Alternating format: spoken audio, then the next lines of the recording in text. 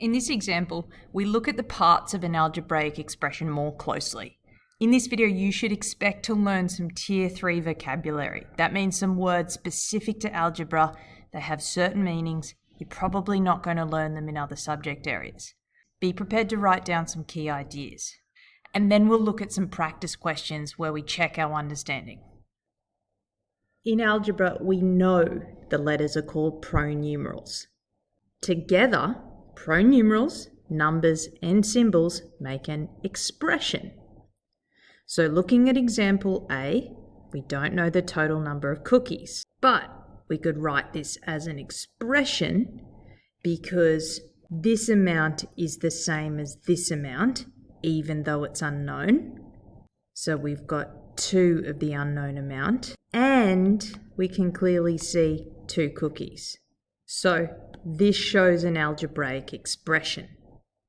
In example B, we don't know the number of cookies, but we can see the numbers being halved.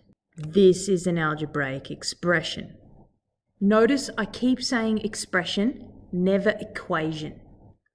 Expression is what we use for algebra when we actually don't know and will never know the total amount. Equation is what we use when it comes with an equal sign and an answer. And in that way, we could use the information to work out the pronumerals value. That's the only time I would use equation. Don't use expression and equation interchangeably. They don't mean the same thing in mathematics. Let's move on. The next new word is term. To identify the number of terms in an expression, look for the add and subtract symbols because each one begins a new term. So look at my first example, 2n plus 2. This is a term and this is a term because the plus sign starts a new term. Therefore, this expression has 2 terms. Look at the one below.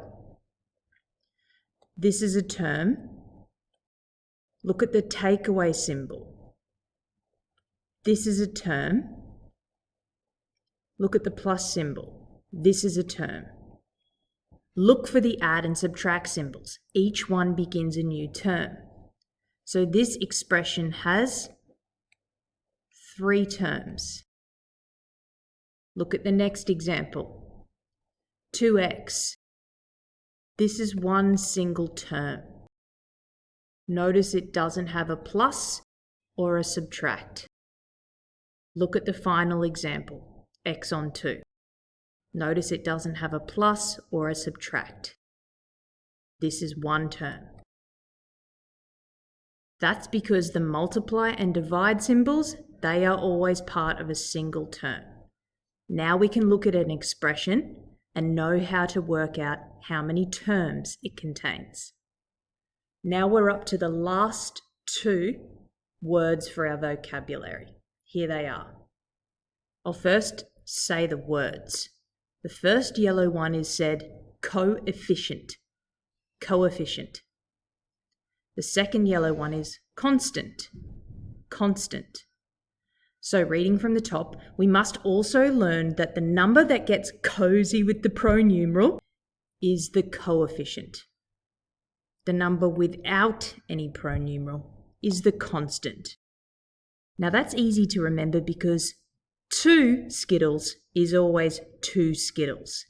2 is constantly 2. That won't change. But the coefficient, although it won't change, the value of this term could change based on the value of the unknown. Because 2 3s will give a different result to 2 4s, which will give a different result to 2 0s. Let's check our understanding of coefficient and constant once more. Look at the final expression. This is a coefficient for the pronumeral A, and this is a coefficient for the pronumeral B. And can you see the number 1? It's the constant. Here's one last goal, which is to be aware that if a pronumeral appears solo, it actually has a coefficient equal to 1. Looking at the two examples shown, the first expression with this term means 4 lots of n, so n has the coefficient 4. But in the second expression with this term, can you see that n actually has the coefficient 1? Because 1 lot of n. So if a pronumeral appears solo, it actually has a coefficient equal to 1. We just don't write it in algebra.